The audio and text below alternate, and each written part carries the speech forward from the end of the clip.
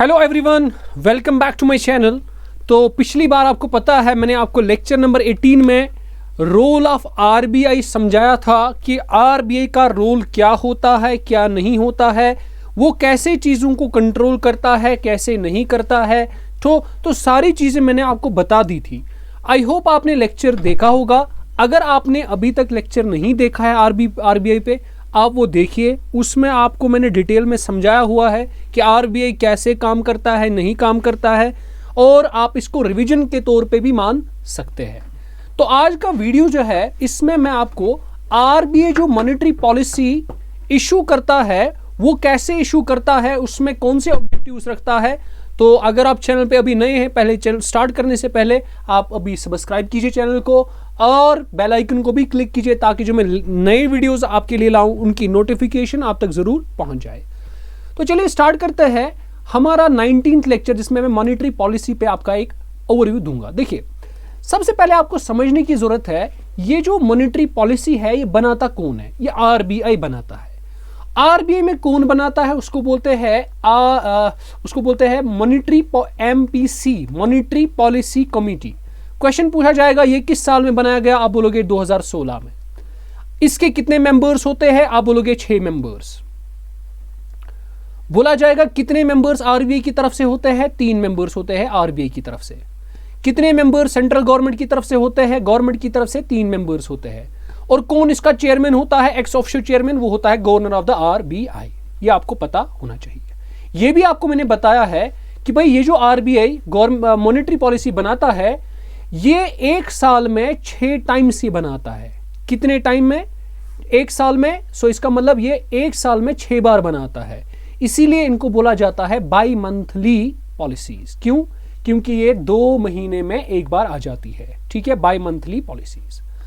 चलिए अब देखते हैं हम इस मॉनेटरी पॉलिसी के तहत जो आरबीआई है वो कौन कौन सी चीजें, मतलब वो क्या क्या ऑब्जेक्टिव्स रखता है। देखो, सबसे पहला ऑब्जेक्टिव, जैसा कि मैंने आपको बोला है, आरबीआई को क्या करना है, प्राइस स्टेबिलिटी ऑफ कमोडिटीज, यानी उसको देखना है कि भाई जो हमारे पास कमोडिटीज है, जो हमारे पास चीजें हैं मार्केट में, उनका प्राइस स्टेबल रहना चाहिए। उनका ऊंचा, देखो ग्रोथ तो होनी चाहिए, मार्केट में ग्रोथ होनी चाहिए, लेकिन प्राइसेस इतने मतलब उनकी ज़्यादा राइज नहीं होनी चाहिए कि फिर प्रॉब्लम हो मार्केट में। ठीक है, तो वो इन्फ्लेशन डिनोट करता है। अगर मार्केट में प्राइसेस बहुत ज़्यादा प्राइसेस हाइक हो गए ना, वो किसकी वजह से होते हैं, इन्फ्लेशन की वजह से होते हैं।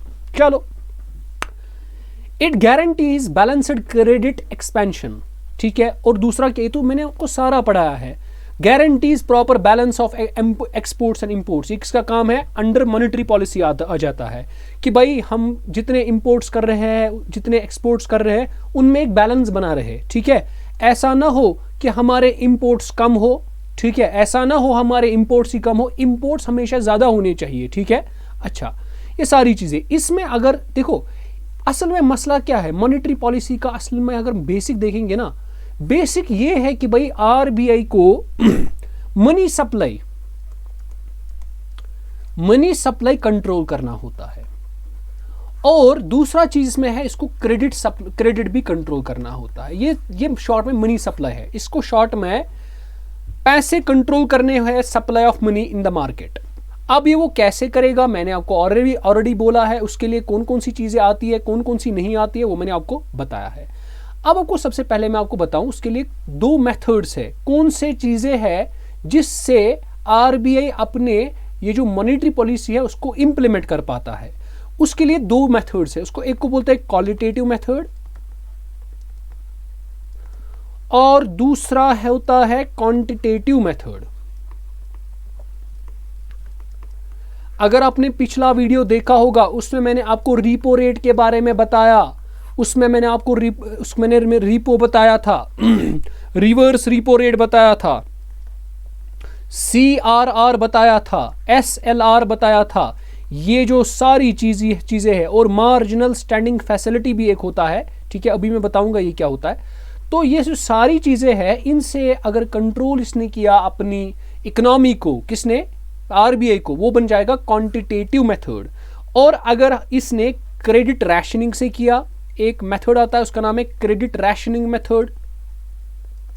सर क्या किया, कंट्रोल किया economy, supply of money control किया। ठीक, एक आता है मॉरल सुएजन, क्या आता है उसको मैं यहां पे लिखता हूं, मॉरल सुएजन। और एक आता है, लेट अस सपोज हम बात कर सकते हैं मार्जिन रिक्वायरमेंट। अगर आरबीआई ने अपना जो मॉनेटरी पॉलिसी में इकोनॉमी को इन मेथड से इंप्लीमेंट किया, किस किस से, मार्जिन से, मॉरल सुएजन से, क्रेडिट रैशनिंग से, उस मेथड को बोलते हैं क्वालिटेटिव मेथड। हो सकता है क्वेश्चन में पूछा जाए which of the following methods is the qualitative method, तो आपको ये याद रखना चाहिए। ठीक है, अब मैं आपको धीरे धीरे करके सारी चीजें बताऊंगा कि आरबीआई कैसे चीजें कंट्रोल करता है। देखो, ओपन मार्केट ऑपरेशंस, मैंने आपको बोला है सिक्योरिटीज के बारे में कि भाई सरकार के पास जी सिक्योरिटीज होती है, दैट मीन्स गवर्नमेंट सिक्योरिटीज। सरकार को जब पैसों की जरूरत पड़ती है, देखो अच्छी कहानी, मैं इसको कहानी में समझाऊंगा, आपको मजा भी आएगा। देखो, सरकार के पास कुछ सिक्योरिटीज होती है, यानी बॉन्ड्स होते हैं, एग्रीमेंट्स होते हैं। अब ये सिक्योरिटीज बहुत वैल्यूएबल होती है। अब क्या होता है, सरकार को कभी कभार क्या होती है, पैसों की जरूरत पड़ती है। जब गवर्नमेंट को पैसों की जरूरत पड़ती है तो गवर्नमेंट क्या करता है, ये आरबीआई को कांटेक्ट करता है, आरबीआई को बोलता है आरबीआई जी आप मुझे जरा पैसे दे दो। आरबीआई बोलता है ठीक है मैं आपको पैसे दे देता हूं, मगर ये गवर्नमेंट सिक्योरिटीज पर मेरी नजर है, ये आपको मुझे देने पड़ेंगे।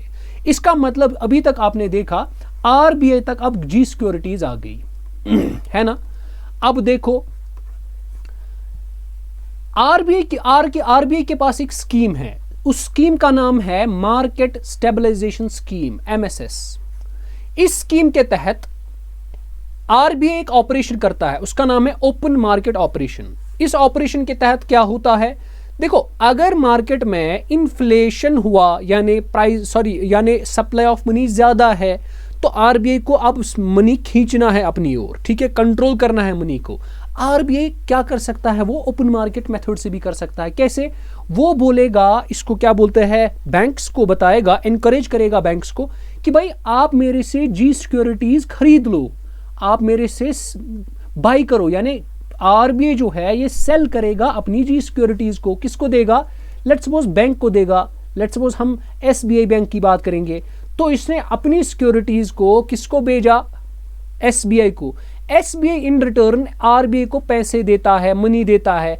अब बताओ एसबीआई के पास क्या आ गया, सिक्योरिटीज आ गई। सिक्योरिटी एक एग्रीमेंट होता है, बॉन्ड होता है, और एसबीआई ने किसको पैसा दिया, आरबीआई। अब बताओ मनी वापस आ गया ना आरबीआई के पास, इसका मतलब अब मार्केट में मनी कम हो जाएगा, इन्फ्लेशन कंट्रोल हो जाएगा।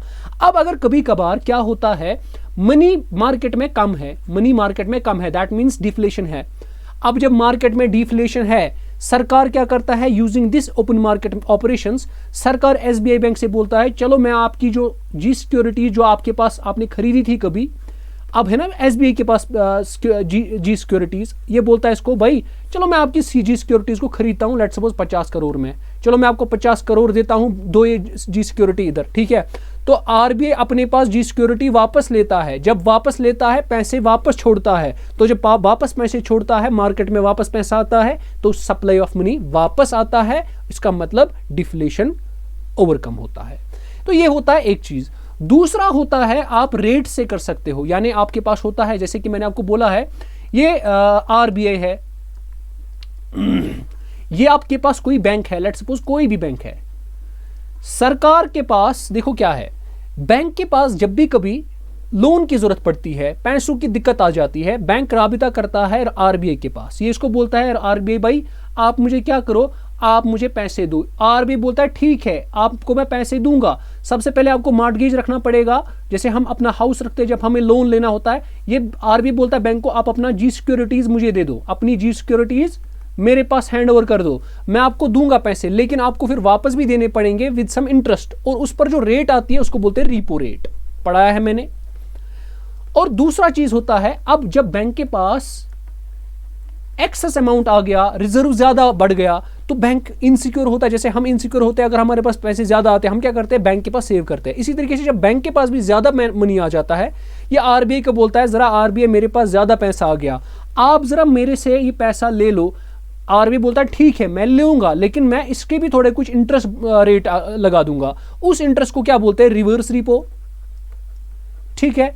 अब मैंने आपको ये भी बोला था रिवर्स रिपो और reverse repo and reverse repo, ये दोनों एक फैसिलिटी में प्रोवाइड होते हैं, ये दोनों मतलब प्रोविजंस, ये किस में फैसिलिटी होती है, उसको बोलते हैं लिक्विडिटी एडजस्टमेंट फैसिलिटी, LAF। इसी के अंडर जब रिपो रेट, जब कोई बैंक किसी RBI से पैसे लेता है लोन, तब रिपो एग्रीमेंट बनाया जाता है। जब कोई बैंक RBI को पैसे बोलता है कि आप इसको रिजर्व कर लो, मेरे पैसे हैं, तब रिवर्स रिपो एग्रीमेंट बनाया जाता है अंडर LAF। अब देखो यहां पे रिपो रेट, अब अगर सर रिपो, ये जो रेट्स है ना, रिपो रेट है, रिवर्स रिपो रेट है, एक और रेट है उसको बोलते हैं मार्जिनल स्टैंडिंग फैसिलिटी रेट।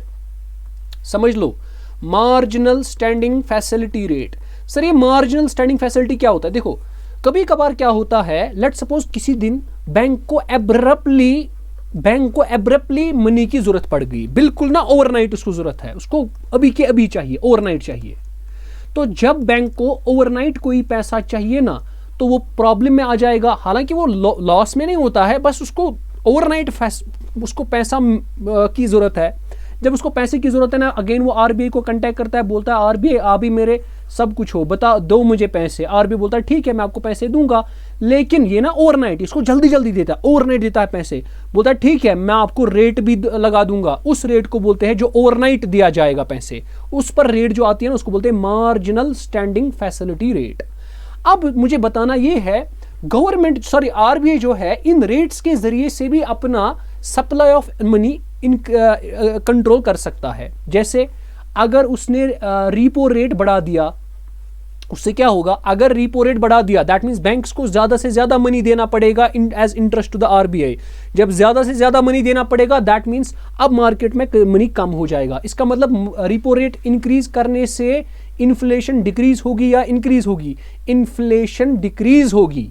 अब अगर कभी कभार डिफ्लेशन हुई मार्केट में तो फिर रिपो रेट कम कर देंगे। इसी तरीके से रिवर्स रिपो रेट, अगर बैंक के पास पैसा ज्यादा होता है, वो कहां रखता है? बैंक के पास रखता है, और उसको रिवर्स रिपो रेट के साथ उसको देना पड़ता है। अब देखो, अब अगर पैसा बढ़ गया, डिफ्लेशन ज्यादा है, ठीक है, इन्फ्लेशन ज्यादा है, पैसे ज्यादा है मार्केट में, RBI बोलता है बैंक को ठीक है मैं आपके पैसे तो सेव कर लूंगा, लेकिन मैं आपको इंटरेस्ट ज्यादा चढ़ाऊंगा, तो रिवर्स रिपो रेट बढ़ाता है तो इन्फ्लेशन घट जाता है।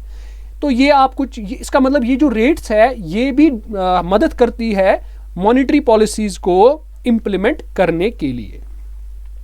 Maintaining proper SLR and CRR ratio, that means CRR एक ऐसा अमाउंट ऑफ मनी होता है जो हर बैंक को RBI के पास स्टोर करना होता है, minimum amount of cash, in the form of cash होता है। अगर उसके पास लेट्स सपोज 100 करोड़ है, उसका कुछ परसेंट जरूरी है कि उसको RBI के पास सिक्योर कर रिजर्व रखने हैं। इसी तरीके से SLR, स्टैट्यूटरी लिक्विडिटी रेशियो, जो बैंक्स होते हैं उनके पास जी सिक्योरिटीज होती है, उनके पास गोल्ड भी होता है, उनके पास कैश भी होता है, इनको इसका भी कुछ परसेंट जरूरी रखना होता है किसके पास? RBI के पास। अब अगर इन दो चीजों से भी RBI अपनी इकोनॉमी को कंट्रोल करता है। कैसे? अब अगर इन्फ्लेशन हो गया, मार्केट में पैसे ज्यादा है, ये बैंक को बोलेगा CRR मैंने बढ़ा दिया, अब आपको ज्यादा से ज्यादा पैसा मेरे पास रखना है। जब RBI के पास ज्यादा पैसा आएगा इसका मतलब होता है इन्फ्लेशन कम हो जाएगा। इसी तरीके से ये बोलेगा उसको SLR भी आपको ज्यादा देना पड़ेगा। जब ज्यादा गोल्ड, ज्यादा सिक्योरिटी, ज्यादा कैश RBI के पास वापस आएंगे, इसका मतलब सप्लाई ऑफ मनी घट जाएगा, इन्फ्लेशन भी कंट्रोल हो जाएगा। ये सारी चीजें आपको समझ आ रही होंगी।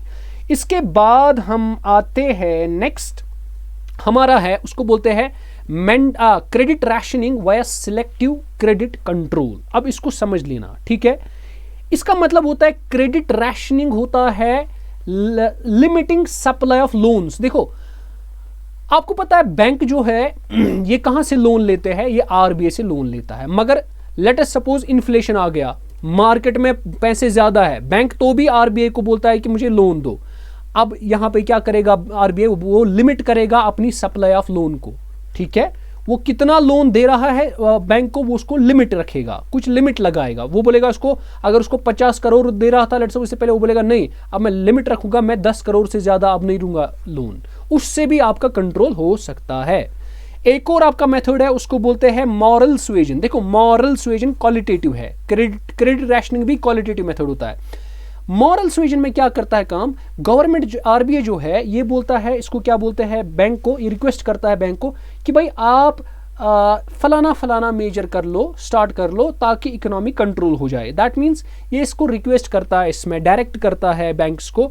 अगर वो नहीं करे तो उन बैंक्स पर पेनल्टी नहीं लगती है। याद रखना है, अगर उन्होंने बैंक रेट्स में कुछ गड़बड़ किया, मिसाल के तौर पर आप उन्होंने let's suppose reverse repo rate उनको 4% देना था, उनने 4% नहीं दिया, या उनको SLR कुछ अमाउंट रखना था किसी यार उन्होंने नहीं दिया, तब उन पर पिनलाइजेशन होगी। लेकिन अगर उनने मॉरल सुएजन पे मतलब उनका नहीं माना, मॉरल सुएजन जो भी RBI ने उनको डायरेक्ट किया था उस पर पेनल्टी नहीं लगेगी, तो नो पेनल्टी। अब दूसरा है एक्सचेंज और अच्छा, एक्सचेंज कंट्रोल मैकेनिज्म, ये तो पता ही है। एक और मेथड है, जब मैंने बोला था आपको मार्जिन रिक्वायरमेंट, देखो ये समझ लो, इसको बोलते हैं मार्जिन। देखो कंसेप्चुअल है, आपको उम्मीद है आपको मजा आ रहा होगा इस लेक्चर में। सर मार्जिन रिक्वायरमेंट क्या है, मैं आपको इस चीज को समझाने के लिए, ठीक है, इस चीज को समझाने के लिए मैं आपको सिंपल एक चीज बताता हूं, ठीक है, जो बहुत जरूरी है। ठीक है, अब देखो, मान लीजिए आपके पास आपको लोन की जरूरत पड़ गई, आप एक कंज्यूमर हो, C मींस कंज्यूमर, आपको लोन की जरूरत पड़ी, आप कहां जाओगे, बैंक के पास। ठीक, आपने लेट्स सपोज बैंक को बोला मुझे इसको क्या बोलते हैं ना, मुझे पैसों की जरूरत है, लेट्स सपोज मुझे 50 लाख की जरूरत है। आपको बैंक क्या बोलता है, बैंक बोलता है ठीक है मैं आपको 50 लाख दूंगा, लेकिन आप कुछ मॉर्टगेज रखो। अब मॉर्टगेज कितना होना चाहिए, ठीक है, लेट्स सपोज आपने मॉर्टगेज रखा हाउस, और हाउस की कीमत है लेट्स सपोज 30 लाख। समझना इस बात को जो मैं समझा रहा हूं। अब इसका मतलब इसने मॉर्टगेज रखा, अब इस जितना बैंक ने दिया और जितना वैल्यू मॉर्टगेज का था, इसके बीच में जो मार्जिन है ना, मार्जिन कितना बन गया, 20 लाख। अगर इन्फ्लेशन बढ़ गई मार्केट में, पता है बैंक को क्या करना चाहिए, उसको ये मार्जिन कम करना चाहिए। ठीक है, उसको मार्जिन इसी तरीके से सेम वे में, अब मैं आपको RBI का समझा देता हूं। मार्जिन रिक्वायरमेंट में क्या होता है काम, जब RBI से कोई बैंक लोन मांगता है तो ये इसको बोलता है ठीक है मैं आपको लोन दूंगा, इसने इसको लोन दिया, ये इसको बोलता है मुझे लोन दो, ये इसको लोन देता है। लेट्स सपोज कुछ अमाउंट मांगता है, लेट्स सपोज 50 करोड़ मांगता है, लेट्स सपोज 50 करोड़ मांगता है। अब ये बोलता है इसको, RBI को बताता है अब कुछ मॉर्टगेज रखो, जैसे हमने हाउस रखा था, ये जी सिक्योरिटीज लेता है। देखो अब कैसे कंट्रोल करता है ये, इसको क्या बोलते हैं, हमारी इकोनॉमी कैसे कंट्रोल होती है using this margin method. Bank जब जी सिक्योरिटीज, मान लीजिए अभी इन्फ्लेशन है, ठीक है, अगर इन्फ्लेशन है दैट मीन्स अभी मार्केट में प्राइस ज्यादा है, मतलब सप्लाई ऑफ मनी ज्यादा है, ये RBI क्या करता है, ये मार्जिन कम कर देता है। ये बोलता है इसको अगर मैंने आपको 50 करोड़ दिया ना, आपको जी सिक्योरिटीज का वैल्यू भी लगभग लेट्स सपोज 49 करोड़ का रखना होगा, जो 49 करोड़ का हो, ताकि इसका मार्जिन कम हो जाए। जब मार्जिन कम हो जाएगा इन्फ्लेशन कम हो जाएगा। आई होप आपको ये सारी चीजें समझ आ रही होंगी। ठीक है, तो मजा आ रहा है कि नहीं, कमेंट सेक्शन में जरूर बताओ कितना मजा आ रहा है आपको। इसके बाद देखते हैं, हम आगे चलते हैं। अब आपको जो जो चीजें याद रखनी है मैं आपको वो चीजें बता देता हूं। ठीक है, उसके बाद आपको ये याद रखना है, जो मीटिंग्स होती है ना मॉनेटरी पॉलिसी कमेटी की, वो आपको याद रखना है। जो मीटिंग होती है मॉनेटरी पॉलिसी कमेटी की, वो एक साल में कम से कम 4 बार मिलनी चाहिए, ये आपको याद रखना चाहिए। ठीक है, इसमें ये पॉइंट इंपॉर्टेंट था, वो कितने टाइम मिलने चाहिए, 4 बार एक साल में उनको मिलना ही मिलना है। ठीक है, समझ आ रही है बात कि नहीं। चलिए बेटा, इसके बाद हम चलते हैं नेक्स्ट हमारे, देखो मैंने आपको SLR के बारे में भी बताया। ठीक है, अब देखते हैं क्या क्या है इसके बाद। देखो SLR के भी मैंने आपको बताया, SLR क्या होता है। ठीक है, इसके बारे में आपको मैंने बताया है। ओके, इसके बाद CRR के बारे में भी मैंने आपको बताया है कि CRR कैसे काम करता है। ठीक है, इससे कैसे इन्फ्लेशन कम होती है, तो इसका मतलब ये हो गया। अब इसके बाद आता है बैंक रेट। सर ये बैंक रेट क्या होता है, इसका थोड़ा बता दीजिए। देखो बैंक रेट क्या होता है, बैंक रेट का दूसरा नाम है बैंक्स पॉलिसी रेट। अब ये क्या होता है, देखो क्या होता है, जब ये बैंक है, कोई बैंक को कभी लोन की जरूरत पड़ती है, ये RBI को कांटेक्ट करता है, बोलता है मुझे लोन दो, लेकिन बोलता है मुझे शॉर्ट टर्म के लिए चाहिए, मुझे शॉर्ट टर्म के लिए चाहिए। ठीक है, RBI क्या करता है, इसको लोन देता है, मगर यहां पर इसको लोन देता है without demanding the G securities. G securities को मॉर्टगेज रखने के बगैर ही देता है। उस वक्त जो रेट बैंक को देनी पड़ती है उसको बोलते हैं बैंक रेट। ठीक है, तो इससे भी आप कंट्रोल कर सकते हो इकोनॉमी को। देन आपका आता है repo rate, then reverse repo rate. I hope आपको चीज़ें समझ आ रही होंगी, आपको मज़ा आ रहा है। तो इसके बाद आपको नेक्स्ट आपकी स्लाइड है। अब आरबीआई में कुछ यहाँ पे आपको एक और चीज़ याद रखना है जो ये है, ठीक है। चलिए, नहीं इसमें आपको कुछ नहीं याद रखना है, तो मुझे लगता है ओके यहाँ तक ठीक है। तो यहाँ तक आपको मैंने समझा दिया, ये सारी चीज़ें मैंने आपको समझाई है। सीआरआर क्या होता है, एसएलआर क्या होता है, रीपो रेट क्या होता है एंड रिवर्स रीपो रेट क्या होता है, ये सारी चीज़ें मैंने आपको बिट बाय बिट बता दी है, ठीक है। अब चलते हैं थोड़ा आगे, मैं आपको बता देता हूँ इसके बाद हम क्या करेंगे काम। अब हम मॉनेटरी पॉलिसी देखेंगे, इसमें किसका हाथ था, ठीक है। अगर आप देखोगे ना, monetary policy macro economic policy होती है जो कौन बनाता है, सेंट्रल बैंक बनाता है, ठीक है। किस लिए बनाता है, ताकि वो दो चीजें कंट्रोल करे, एक तो मनी सप्लाई को कंट्रोल करे और जो इंटरेस्ट रेट्स है उसको भी कंट्रोल करे। तो ये आपको याद रखना है, जो चीज जिसको मैं हाईलाइट करूंगा ना, आप वो चीज याद रखोगे, ठीक है। उसके बाद अब ये जो मॉनेटरी पॉलिसी है ये जो मॉनेटरी पॉलिसी है, इसने कब से सिग्निफिकेंस शुरू, मतलब ये कब सिग्निफिकेंट हो गई, ये पॉलिसी कब से सिग्निफिकेंट शुरू हो गई, ठीक है। आपको याद रखना है वर्ल्ड वॉर सेकंड के बाद इसमें मेनली कंट्रीब्यूशन था, ये जो आप देख रहे हैं जिसका फोटो यहाँ पे है, इसका नाम है मिल्टन फ्रेडमैन, इसी का कंट्रीब्यूशन था। इसने बहुत सिग्निफिकेंस लाई मॉनेटरी पॉलिसी में, इसने समझा कि ये बहुत ज़रूरी है, ठीक है। फिर इसी के बारे में लिखा, ये ज़रूरी नहीं है। अब देखो हमारे पास पॉलिसी जो होती है मॉनेटरी पॉलिसी, ये दो तरह की होती है।